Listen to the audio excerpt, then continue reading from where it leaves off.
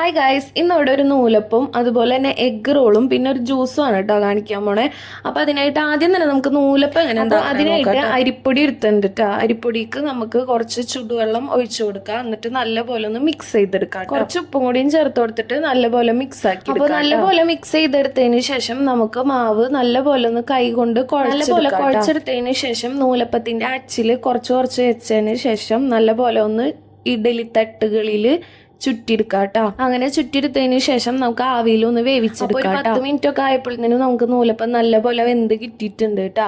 അപ്പം ഇത്രയുള്ളൂ. അപ്പം ഇനി നെക്സ്റ്റ് റെസിപ്പി നോക്കാം കേട്ടോ. അപ്പം അടുത്തതായിട്ട് ഞാൻ ഉണ്ടാക്കാൻ പോണത് എഗ് റോൾ ആട്ടോ. അപ്പോൾ എഗ് റോളിന്റെ റെസിപ്പി, എഗ് റോൾ ഉണ്ടാക്കാനായിട്ട് ഒരു പാത്രം വെച്ചിട്ടുണ്ട്. അതൊന്ന് ജസ്റ്റ് ചൂടായി വന്നതിന് ശേഷം നമുക്ക് ഓയിൽ ഒഴിച്ചു കൊടുക്കുക.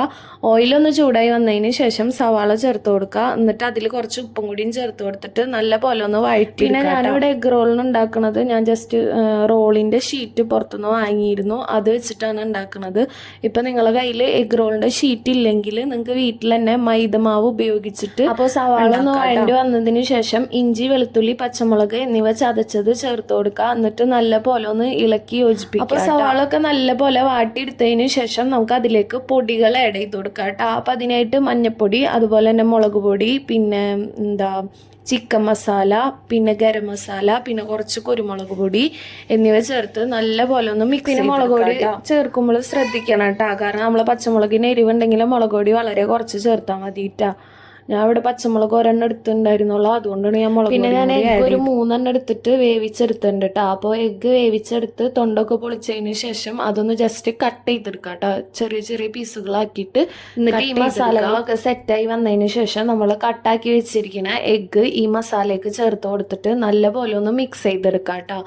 പിന്നെ കുറച്ച് മല്ലിയിലയും കൂടിയും ചേർത്ത് കൊടുക്കുക. എന്നിട്ട് എല്ലാം കൂടെ നല്ലപോലെ മിക്സ് ചെയ്ത് വെക്കാം കേട്ടോ. അപ്പോൾ നല്ലതുപോലെ മിക്സ് ആക്കി എടുത്തതിന് ശേഷം മസാല ഒക്കെ സെറ്റായി വന്ന് എഗ്ഗിലൊക്കെ പിടിച്ചതിന് ശേഷം നമുക്ക് അതൊന്ന് സ്റ്റവ് ഓഫ് ആക്കാം. എന്നിട്ട് അതൊന്ന് ചൂടാറാൻ വേണ്ടിയിട്ട് വെയിറ്റ് ചെയ്യാം കേട്ടോ. എഗ്ഗിലൊക്കെ നല്ലപോലെ ഒന്ന് മസാല പിടിക്കണം കേട്ടോ, എന്നാലേ നമുക്ക് ആ ഒരു ടേസ്റ്റും കാര്യങ്ങളൊക്കെ കിട്ടുള്ളൂ.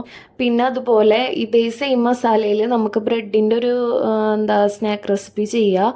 അപ്പോൾ നിങ്ങൾ അത് വേണമെങ്കിൽ ജസ്റ്റ് ഒന്ന് കമൻറ്റ് ചെയ്യട്ടോ. പിന്നെ വീഡിയോ കാണുന്ന എല്ലാവരും ഒന്ന് ജസ്റ്റ് സബ്സ്ക്രൈബ് ചെയ്യാട്ടോ ആ ചാനൽ. പിന്നെ അതുപോലെ തന്നെ നിങ്ങളെ ഫ്രണ്ട്സിനൊക്കെ ഒന്ന് ജസ്റ്റ് ഷെയർ ചെയ്ത് കൊടുക്കുക. അതുപോലെ തന്നെ ലൈക്ക് ചെയ്യുക. അപ്പോൾ നമ്മളെ മസാലകളൊന്ന് ചൂടാറാൻ വേണ്ടിയിട്ട് വെക്കാട്ടോ. ചൂടാറിയതിന് ശേഷം മാത്രം നമുക്ക് അതൊന്ന് റോളാക്കി എടുക്കാം കേട്ടോ. അപ്പോൾ മസാല ഒക്കെ ഒന്ന് ജസ്റ്റ് ചൂടാറി വന്നിട്ടുണ്ട്. അപ്പോൾ അതിന് ശേഷം നമ്മുടെ ഷീറ്റിൽ വെച്ചിട്ട് ആ മസാല ഒരു അറ്റത്തെ സൈഡിൽ വെക്കാട്ടോ. എന്നിട്ട് ജസ്റ്റ് ഒന്ന് നമുക്ക് മടക്കി റോള് രൂപത്തിലാക്കി. അപ്പോൾ എല്ലാം അതുപോലെ തന്നെ മസാല വെച്ചിട്ട് നമ്മളെല്ലാം റോളാക്കി എടുത്തിട്ടുണ്ട്.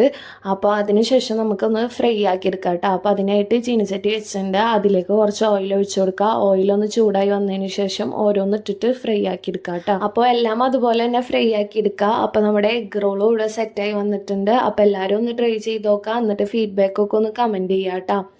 അപ്പോൾ അടുത്തതായിട്ട് ഒരു സിട്രസ് ജ്യൂസിൻ്റെ റെസിപ്പിയാണ്. അപ്പോൾ അതിനായിട്ട് സിട്രസ് ഒക്കെ കട്ടാക്കി വെച്ചിട്ടുണ്ട്. എന്നിട്ട് അതിനുശേഷം പഞ്ചസാര, അതുപോലെ തന്നെ കുറച്ച് പുതിനയില, പിന്നെ വെള്ളം എന്നിവ ചേർത്ത് നല്ലപോലെ ഒന്ന് അടിച്ച്. പിന്നെ സിട്രസ് ആയതുകൊണ്ട് തന്നെ നല്ലപോലെ അടിച്ചെടുത്തതിന് ശേഷം നമ്മൾ അരിച്ചെടുക്കണം കേട്ടോ. അരിച്ചെടുത്ത് സെറ്റാക്കാം. അപ്പോൾ ജ്യൂസ് ഇവിടെ സെറ്റായി വന്നിട്ടുണ്ട്. അപ്പോൾ എല്ലാവരും ഒന്ന് ട്രൈ ചെയ്ത് നോക്കാം. എന്നിട്ട് ഫീഡ്ബാക്കൊക്കെ ഒന്ന് കമൻറ്റ് ചെയ്യാം കേട്ടോ. അപ്പോൾ ഇത്രയുള്ളൂ. Thanks for watching.